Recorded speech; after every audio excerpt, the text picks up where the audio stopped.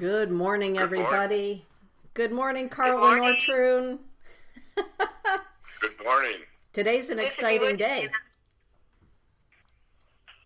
Yes. It's a very exciting day. Those of you that have tuned in right now, whether you are listening via Spreaker or YouTube, or you're listening to Apple iTunes podcast, however it is that you are tuning in this morning, the chat room is open if you care to join in conversation. But this morning, the Mystic's Heart Publishing, that would be collaboration between myself at the Temple Within and David Fix at Hearth Productions. Together we equal the Mystic's Heart. Mystic Heart Publishing is delighted to announce the pre-sale of Carl Franklin's brand new book, Earth Ascension, Nibiru, and the Spirit Realm. And this morning I'm so happy because I have author Carl Franklin and his beautiful wife, my dear friend Ortrun Franklin, who is also a writer, on the show this morning to talk about this amazing book. Good morning, Carl and Ortrun. Good morning. It's wonderful being with you, and it's wonderful being with everyone that's tuning in. Yes, good morning. And Dana, thank you for the opportunity of spreading the word about what I think is a pretty exciting book. It's a very exciting book. It's a very exciting time to be alive. For those that are listening for the very first time and they're wondering who are Carl and Ortrun Franklin, in a nutshell, who are you both? Well, we've been involved in spiritual metaphysics for over 45 years. And we both do readings. Ortrun does. Well, I do mainly healing sessions, and I also do consultations, spiritual consultations. Those are the main things. I do some numerology, various things of that sort. But my major area of expertise is meditations and leading meditations. And here's Carl now. And my main thing is I do life script readings, and in that, we will go into the Akashic Record and look at what you prepared for yourself for this lifetime. The heart of it is, what lessons are you here to learn, and what service are you here to give? Okay, and until, from this date, until the 24th of this month, anyone that wants a life script reading, or that we do a life script reading for, there will be a $10 discount. So instead of $95, it's $85. And please have a recording device when you have it, because there will be so much information you'll not be able to remember it all. So that's just a special offer for you at this time.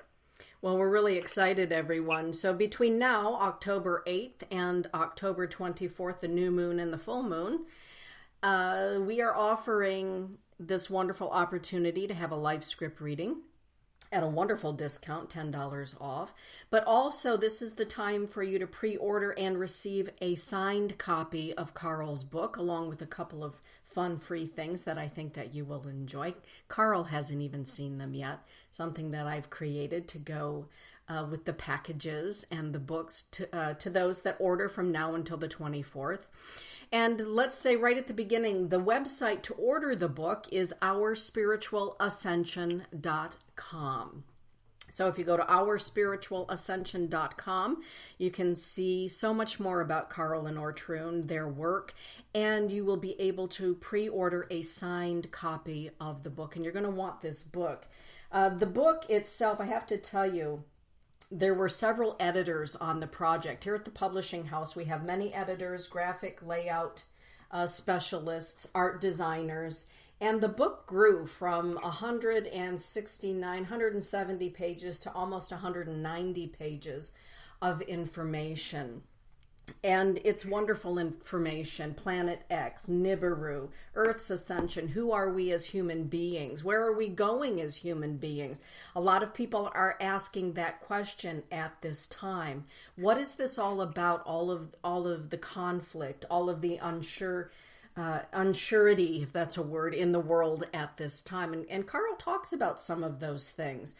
Carl, Ortrun, humanity, human beings, where do we come from? Why are we here? Historically, around 99% of people evolved here on the Earth. about 1% came here from elsewhere, and they're the ones that basically have made the history and been the leaders and the inventors and the creative people. But beginning around the mid-1930s, the percentage of people coming here from off the earth, from a variety of different places, from the angelic realm, from the spirit realm, from higher dimensions of space, some even from other universes, has increased. And today, working with the children, the couple thousand of children a year that I see every Christmas, about 65% of people are not Earth beings. They're these highly evolved beings coming here to assist and to experience this ascension that the Earth is going through. Carl, would you talk a little bit about why you see thousands of children every Christmas time, for those that don't know you? I put on the red suit, and I have these beautiful children sitting on my lap.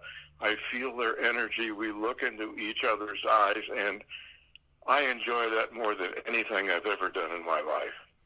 Being a Santa is just an absolute blessing as well as a joy. Yeah, Carl and Ortrune, Mr. and Mrs. Kris Kringle, Santa Claus, St. Nicholas, call it what you will.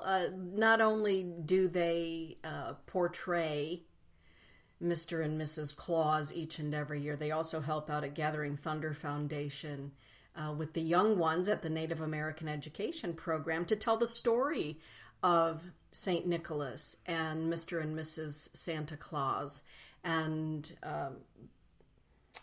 really the deeper meaning of what it means to be generous and giving and living from the heart. So it just sounded a little odd when you say that you see thousands of children at Christmas without everyone knowing, but anyone who sees your face on your promo or on the back of your book will say, well, of course he's Santa Claus. And of course that laugh. Exactly. That ho, ho, ho is so...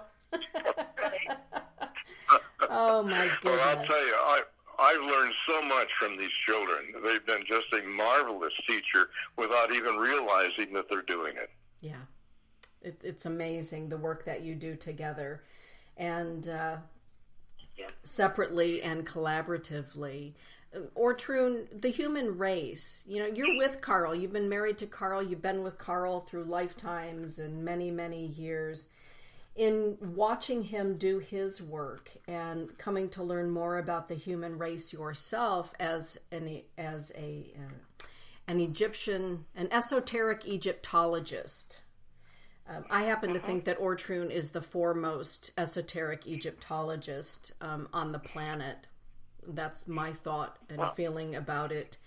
For you, thank you. Humanity, what does that mean for you? Humanity, our experience. Well, our experience, what I've really come to conclude, even just over the last few months, more so than ever before, is that we are here to learn, to grow, to become, in allowing our soul to connect back with the divine essence of creation, Creator. So we are all here for a learning process. And, of course, we were sent here to the planet to learn, to grow. This is a training school, a training planet. And some, at times individuals have gotten sidetracked. So there are things that we as individuals need to learn again and to grow with. But we are here to become masters of the vibratory frequencies of the planet, in essence. And at this time, this is a time when it's for Earth Ascension. And before, it was said that individuals would ascend. But now is the time when we are able to collectively ascend our Earth planet. And so we are here to assist in this process of allowing our dear divine planet, Grandmother Earth, to be lifted up to higher dimensions of consciousness. So that's really what our focus is, whether we realize it or not at this time. And I love that. I think that's a beautiful explanation and really something quite wonderful, to sit in meditation with or contemplation with. A lot of people have said to me, what is Nibiru, this project that you're getting ready to publish? What is Nibiru? Some people are hip to it and other people have no clue. Carl, what is Nibiru? Nibiru is the planet that went through our solar system 3,600 years ago. And most of us know the story of it through Noah, the story of the flood in the Bible.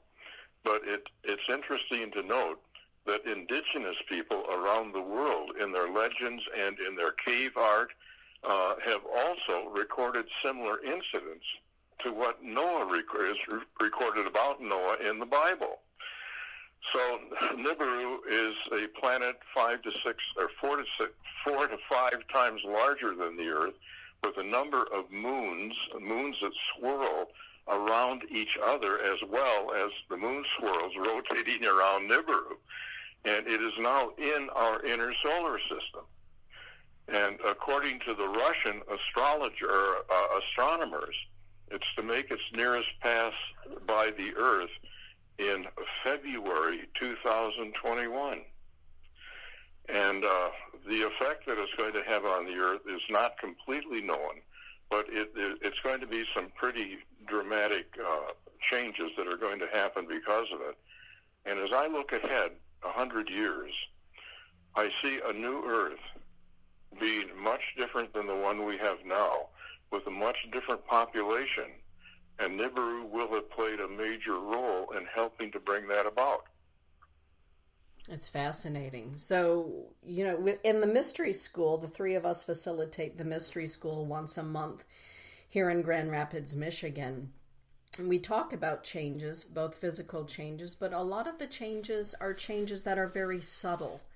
And a lot of people, I believe, are beginning to feel those changes already in their own personal lives and maybe in their family, friends, community, etc., as we prepare for a different mindset. I happen to believe that when we have a cosmic anything, an event of cosmic proportions going on, a particular star alignment, right down to the horoscope every day that each of us walks with in our individuality. However the stars are aligned, I believe that we are affected by that, including when there is a full moon, when there is a new moon, when Venus is high in the sky. I feel as though there are changes that happen within us. So if we're somebody who believes as above, so below, as within, so without, then if we understand that Nibiru is going to be passing close by Earth, then we're also going to be having something of an eclipse within ourselves and an ascension. Do you think that this is also part of the experience that will be brought about? An interchange? Oh, absolutely. I think that the collective consciousness of humanity and the individual consciousness of each individual on the planet after Nibiru is going to be at a much higher level than it is right now. And right now, it's at the highest point it's ever been in our recorded history. And it is continuing to ascend at an unprecedented rate. And Nibiru is going to make that even more accentuated. What I love about the book in going through it, as it passed through each of the editors, is the positivity contained within the book. So many books and things talking about Nibiru, Planet X, where we're headed, tend to be so heavy with negativity and gloom and doom. Your book is very hopeful and actually quite uplifting, both personally and planetarily. Why is that, Carl? Okay, the thing that you really want to avoid as Nibiru gets closer is you want to avoid fear. Fear is going to make the situation for you personally and for the planet worse. If you can project beyond Nibiru and know that this is for the upliftment of you and every human being on the planet, and for the upliftment of the planet itself, the net result is good. You have to clear out the old before you can create the new. And Nibiru is part of that force that's going to be helping to clear out the old so that the new can come. And by staying positive, you're raising your consciousness so that when Nibiru passes, you can be a positive force in creating something that is better than we not only currently have, but have ever had on the earth. Mm-hmm. Or Troon, sometimes you and I get to talking about things at the mystery school or when we're together. And one of the topics I find really fascinating is the idea that when we work with nature, when we work with planetary alignments, you're a numerologist, you're an esoteric Egyptologist. When we understand that we are part of the cycle of nature, of all that's been created, and we work with it, just as Carl was just saying, rather than to become fearful when there's an eclipse, like maybe our ancestors many hundreds or thousands of years ago were fearful of everything. With enlightenment or spiritual understanding, we know that when we work with nature, when we work with the movement of the planets, and we come to understand the deeper meaning of what's going on in outer space as it relates to our own inner space, life becomes more fluid. Do you agree with that? Okay. I certainly do. It's been a journey, for me also, and going through my earlier years being much more fear-filled, and recognizing that the more that I faced my fears, because those are dark nights of the soul, and facing them and getting beyond them, it allows you to become lighter and lighter and lighter and see further and further and further. And it helps you to see further, not only inward, because the mystery school is really you. It's looking within to see who it is that you are, and you are this divine creation. You are part of the divine. And so by looking within and recognizing the divine essence of who you are, it allows you to overcome more of that fear aspect that may be in your life, and with the situations that are going on, and that there are reasons for the situations that you are in.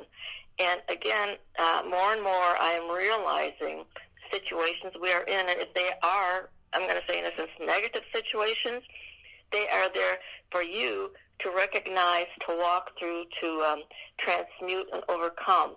And that's not only allowing you to be lifted up, but it's allowing also the earth plane to be lifted up, because that vibratory frequency that you have been transmuted gets placed into the akasha of planet Earth, and it is there then for others to draw on, to grow with. So we are all working together.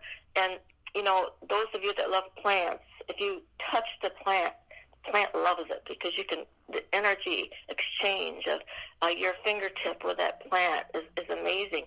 In comparison to, like deadheading, instead of using scissors, if you use your fingers, it's a totally different experience, because you're totally connecting now with nature, with that plant, and sending that light and love that you truly are, that is within you. And it in return can give you the light and love that it wants to give you, because everything here upon the planet is truly a gift to us. Mm-hmm. I like that. This morning when I was out walking Gabriel, here at the School of Sacred Studies, we have so many gardens, and I recently created a new garden. I call it the Delphina Garden. And there's one beautiful single rose, a peach-colored rose, that just popped up in the last couple of days. And I stopped and I smelled the roses, as they say, and I thought, no wonder we've always heard that saying, stop and smell the roses. And I think, because it is so uplifting, the essence of that rose is so uplifting to body, mind, and spirit. And so it's, how do we look at what's going on? How do we look at the thought of a planet coming very, very close to our planet? Some people immediately go into panic mode when there is change. And when they're, how do I want to say this? When they are unfamiliar with. I think this book is so important, because as we move toward 2021, we're going to be hearing more and more and more about Nibiru. And for some people, it is no different than if you talk about angels or ghosts, specters, chakras. For some people, it can be very, very scary. This book is very well written in that I always say to people, it's Carl's voice in words. And so it's very soothing, and it brings about an understanding that feels good.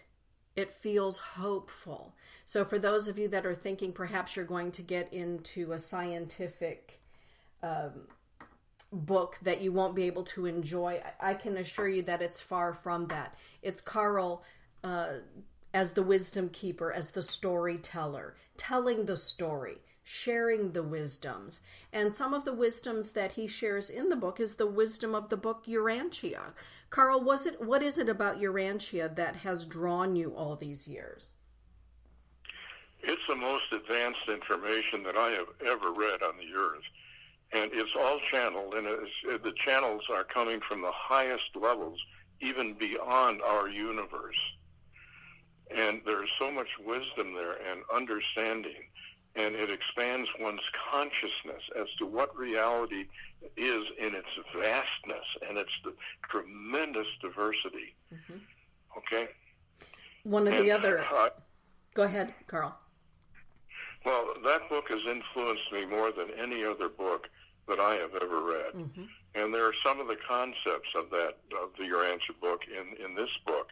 But also, what I've done in this book, because this is simply where I'm at, is combining, drawing on religion, drawing on the Bible, drawing on quantum physics, astrophysics, biology, etc., connecting religion and science and connecting dots that I've never heard or seen connected before. Exactly. And it when you do, it gives you a total new perspective on what reality is, and at the deepest level, who we are. Mm-hmm. One of my favorite chapters in the book has to do with fifth dimensional consciousness. We talk about moving into the fifth dimension, moving into the sixth dimension and beyond.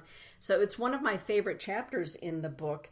And I believe that we can see people moving from third into fourth into fifth, and we're seeing it all around us. I see it in my practice, people being more open to the possibility that there's more than what we've been taught, or more than what meets the eye. And perhaps the ancients, whether they're ancient Egyptians or Scandinavians or Native Americans, perhaps they knew a whole lot when it comes to talking about planetary alignments and life on other planets. Fifth dimension consciousness helps us to understand that we are related to every living thing, seen and unseen. Carl, the fifth dimension, do you feel as though many of the children that are being born right now, or that have been born in the past couple of decades, are already in the fifth dimension, or will move more quickly into the fifth dimension going forward? Well, I think there's a variance there, but I think they have a greater potential to become very highly evolved fifth dimensional beings, because they are coming in with an advanced form of human DNA. They have more active codons in their DNA, as verified by the geneticists. And again, now, today, 65% of these kids are coming in with this advanced DNA. So yes, it is happening. Mm-hmm. And my experience is many people, in doing the life script readings, we ask, the people that come for life script readings, only one of them out of 3,000 evolved here on the planet. The rest have all come from elsewhere. The rest all have advanced DNA, and the rest all have varying amounts of indigo and crystal energy, as we call it. I like that.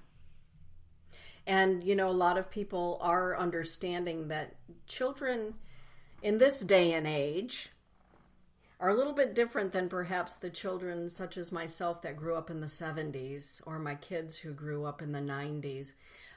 There's a difference. There's a difference about them in what they know, what they come in already knowing, and what they're teaching. And there's also, I believe, something going on with adults, and that is looking for something more meaningful, looking for something more deep, looking perhaps at mortality. One of the authors that you quote, Elizabeth Kubler-Ross, happens to be one of my favorite authors. The book On Death and Dying happens to be one of my favorite, the practicalities of all of it. And you quote Elizabeth Kubler-Ross in the book. Why did you do that? Well, to understand who we are as human beings, most people tend to see themselves as their physical body, but that's only the only part of us that's temporary. Because we have to have a body made out of earth material in order to fully experience and express in this dense, heavy earth environment. But the physical body simply provides a physical vehicle through which our mind, our emotions, and our soul can experience and express. And that's who we really are in those three non-physical bodies, and those bodies are eternal. So I think Elizabeth Kubler-Ross proved, and 45 years of research in that area since then continue to reconfirm that we're eternal beings. Only the vehicle that houses them, our physical body, is temporary. I love also that in your book you talk about our spirit family, spirit guides, our angels, the devas, and the inner earth beings. I mean, this book is about Nibiru and the Earth's Ascension, but if we talk about Earth's Ascension, we have a whole lot of assistance in the ascension, not only of those of us living upon Grandmother Earth, but those living within Grandmother Earth. And you talk about the spiritual seen and unseen assistance that we are receiving. And I believe more and more people are becoming aware of spiritual assistance, whether we call it a guardian angel, whether we call it a guide from spirit. I believe that we are not doing the work of personal and planetary ascension alone, and neither do you. Ortrun, as an esoteric Egyptologist, I mean, in ancient Egypt, there has always been an understanding that we are being aided by cosmic beings, by star beings, call them what you will. And I don't believe that has ever changed. No, it never has changed. It's just been looked at differently, and it depends on where the level of consciousness is of the individuals in that particular lifetime. For instance, in the ancient Egyptian period, the reason why it has gotten to be known as one of the very much a learning tool, actually, because the ancient ones taught us that Egypt actually was a representation of us, and that the Nile represents our spinal column, and where the fluidity of the spinal fluids are able to flow up and down through our chakras, and all the different factors, all the different temples, and along the Nile or the pyramids, they represent different parts of us. They represent the chakras that are within us. And so there's that part of us, there's a lower Egypt and upper Egypt. And we ourselves are that. We have this lower aspect of ourselves, which we call human, which isn't really lower, but that's a title. And upper Egypt, which takes into that higher consciousness, that higher awareness. And during those times, when the priests or priestesses are the ones, the students that went into the mystery schools, they were taught to clear out all of those chakras, then move up into the heart, because the heart is where the transition is. That's where the place of Isis. And Isis, she has upon her head symbolically the seat, because it's the seat of the soul. It's that part of us that connects with the divine minds. The divine heart, the divine mind are able to connect. And our choice is always when we get to that part of the heart, where we decide to either continue just to only function as the human, go back to that way of living, or moving up into the higher levels of awareness and consciousness. And when you make that choice to continue upward into that higher level of consciousness, that's when things really, really become exciting, because that's when all of creation starts opening up to you, because that's when you really recognize that you are not alone, and that you're not just this one little person here on this earth plane rotating somewhere, not knowing what's going on. But it opens your eyes to the massiveness of all that there is. I love that. It's beautiful. Well, as we're wrapping up our half hour together, again, everyone, we are celebrating the pre-order release of Earth's Ascension, Nibiru, and the Spirit Realm. Between now and October 24th, those that order a book will receive a signed copy of the book from the author, along with a couple of nice little surprises.